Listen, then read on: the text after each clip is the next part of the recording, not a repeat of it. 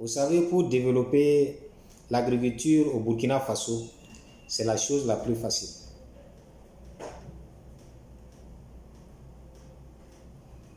La manière dont nous nous sommes mis à faire les choses depuis plus de 50 ans et que nous n'arrivons pas à manger à notre faim là. Si nous sommes toujours à ce point, ça veut dire que ce que nous sommes en train de faire, ce n'est pas la bonne manière. Les mêmes causes produisent toujours les mêmes effets. Nous avons des millions de producteurs au Burkina Faso. 80% de la population pratique l'agriculture comme activité principale. Et c'est 80% des 24 millions de Burkinabés là. Ça va faire environ plus de 15 millions de paysans. Vouloir aider 15 millions de paysans au Burkina Faso. Quel est ce budget-là? Quel est notre budget qui va pouvoir aider tous ces gens-là? Ce n'est pas possible. Et c'est ce que nous essayons de faire. On essaie d'aider tous les paysans. Ou du moins, on veut tout faire pour aider tout le monde. Ça ne marche pas. Ça ne peut pas marcher de cette manière-là. Tout le monde même n'est pas appelé à être paysan. Tout le monde n'est pas appelé à être agriculteur. Et si nous basons tous nos efforts, par exemple, pour aider les paysans, là, ça va nous mettre en retard. Nous ne serons pas en train d'aider ces gens-là. Nous serons en train de mettre le pays en retard.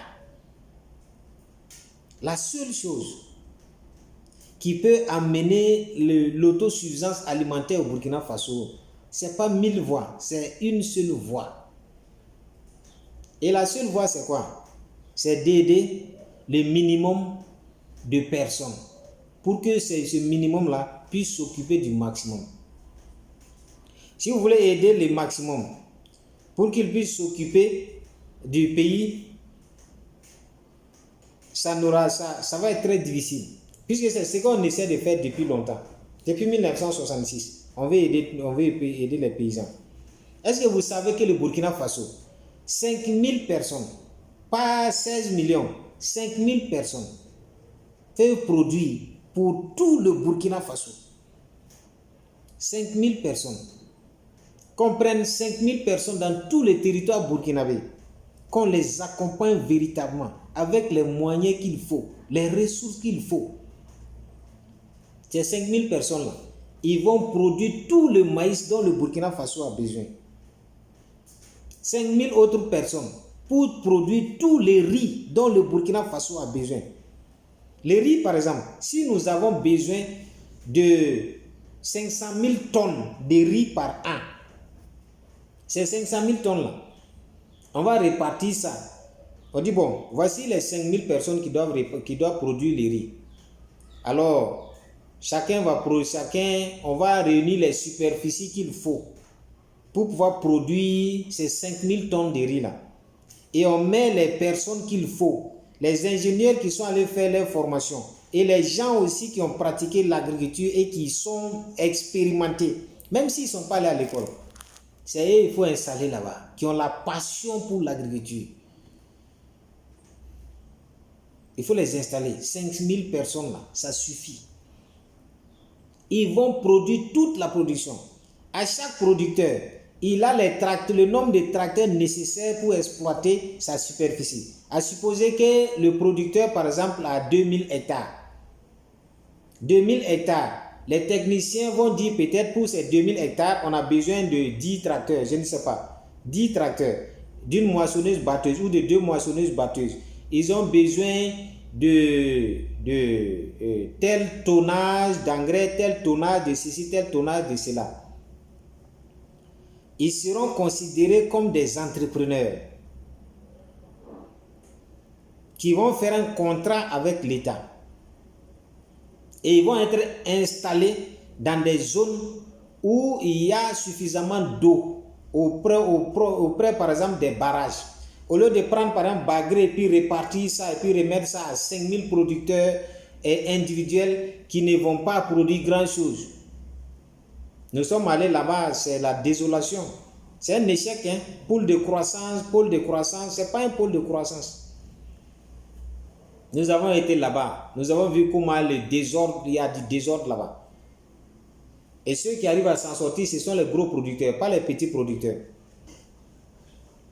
Il faut installer les gros producteurs là-bas, de telle sorte qu'ils puissent produire 4 fois, 3 ou 4 fois dans l'année, d'une manière à ce que ça soit une production maîtrisée. On maîtrise l'eau, on maîtrise les itinéraires techniques. Les ingénieurs seront là, les producteurs sémenciers seront là. Et aussi l'accompagnement, tout l'accompagnement aussi sera là. Et tous les moyens seront là pour permettre à ces gens-là de pouvoir réussir ce qu'ils sont en train de faire. Dans le riz, dans le maïs, dans le soja, arachide, qu'on ait des producteurs comme ça, dans le coton, dans la canne à sucre et tout ça. Ils vont produire. Est-ce que vous savez que la canne à sucre produite au Burkina Faso, c'est une seule société qui produit cette canne à sucre-là. Maintenant, on veut amener des gens à produire, mais c'est la Sosuco. C'est ça? C'est la Sosuco qui produisait de la canne à sucre pour son usine. Donc, c'est eux qui gèrent les choses. Donc, ils produisent de manière permanente. Est-ce que ça ne marche pas? Ça marche. Si on voit que les productions, ça ne suffit pas, on peut installer aussi d'autres usines ailleurs et puis faire en sorte que tout le sucre consommé au Burkina Faso, que ce soit du sucre produit au Burkina Faso, et s'arranger de telle faire en sorte que non, la production là soit vraiment, les coûts là soient maîtrisés. Donc c'est possible pour le maïs. Et que ce maïs là, vous imaginez les emplois que la Sosuco crée dans l'exploitation même du champ. Ce sont des milliers d'emplois. Dans l'usine, ce sont des milliers d'emplois. Et même dans la commercialisation aussi, ce sont des milliers d'emplois partout dans le Burkina Faso. Donc du début jusqu'à la fin, c'est une création de richesse. Cette même chose peut être faite aussi avec le maïs. Et ce maïs-là va être produit, transformé en farine, transformé en ceci, transformé en cela. Et une partie aussi utilisée pour l'alimentation des humains et aussi une partie pour l'alimentation du bétail. Tout cela va être calculé de telle sorte que dans l'année, même s'il y a une crise pendant 2 ans, 3 ans, que nous soyons capables de faire sortir dans l'ancien stock du maïs pour tout le Burkina Faso. Parce que nous sommes dans un monde de plus en plus instable. Du jour au lendemain, on dit, bon voilà, il y a une crise ici. Il n'a pas plu. Ou du moins, il y a une crise sécuritaire ou bien il y a une crise mondiale ou un truc comme ça. Si vous n'avez pas de stock de sécurité, mais vous allez mourir avant même que la crise même ne s'intensifie. Actuellement, nous n'arrivons pas à manger. Manger là même là. Les gens n'ont pas ça. Et ceux même qui arrivent à manger, il y en a même là pour avoir 3 repas par jour. Ceux-là qui arrivent à manger, ceux-là qui n'ont pas mangé, eux-mêmes là, ils cherchent à avoir un seul repas par jour. Ceux-là qu'on dit qu'ils mangent là, eux là, ils s'arrangent pour avoir 2 repas. Et ces 2 repas là, ça ne prend pas tous les éléments dont ils ont besoin réellement. Mais ils essaient de faire avec ça, c'est les fonctionnaires moyens, ou du moins les citoyens moyens. C'est dans les petits déjeuners déjà là. Ça c'est comme si c'était le repas souvent de toute la journée de quelqu'un. Hein? Voilà. Donc nous n'arrivons pas à manger d'abord à notre faim. Ça c'est une réalité. N'en parlons pas de la sécurité alimentaire. Donc nous devons travailler à ce que en 2 ans, si on applique ce système-là, on va arriver à manger à notre faim. Et à partir de la 3e année, alors on commence maintenant à préparer des stocks de sécurité pour la population. Parce que le monde est en ébullition. Des grands bouleversements sont sur le point d'arriver. Et nous devons travailler à ce que nous puissions prévenir que guérir. Et si nous devons amener des millions de personnes à produire sans sécuriser ce qu'ils sont en train de faire, sans maîtriser ce qu'ils sont en train de faire, ça amène beaucoup de problèmes. Aujourd'hui, avec la situation sécuritaire, l'insécurité a fait qu'il y a des zones, il y a des grandes zones de production qui n'arrivent plus à produire aujourd'hui. Parce que la sécurité ne peut pas se déployer partout en même temps. Mais on peut concentrer nos efforts sur un certain nombre de personnes qui sont bien cadrées et puis les choses vont très bien se passer en mettant à leur disposition tous les moyens, tous les outils qu'il faut. Et ça va très bien marcher. On va finir avec,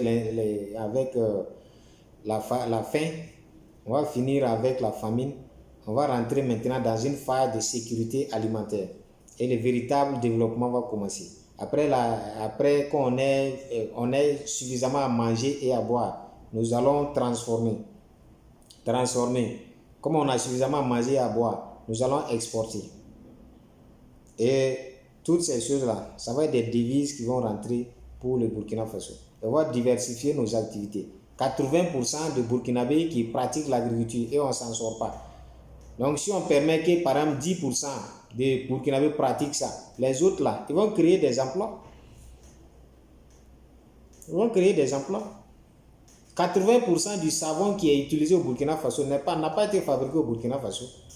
La CITEC, SN CITEC là, ne fabrique qu'une petite infime, un pourcentage insignifiant dans tous les savons qui rentrent au Burkina Faso ici. Voilà. On va encourager la production locale, la production nationale, comme ce qui est en train d'être fait. C'est une très bonne chose. Omo qu'on produit ici, c'est une bonne chose. Savon aussi qu'on produit ici. Qu'on augmente la capacité de production. Et même si ce n'est pas la seule usine, que toutes les usines qui sont dans ce sens-là, qu'ils arrivent à produire en grande quantité, ça va diversifier les activités. Et qu'on puisse aussi s'impliquer dans la promotion de ces choses-là. Vous allez voir que ça va apporter beaucoup de changements. J'ai parlé.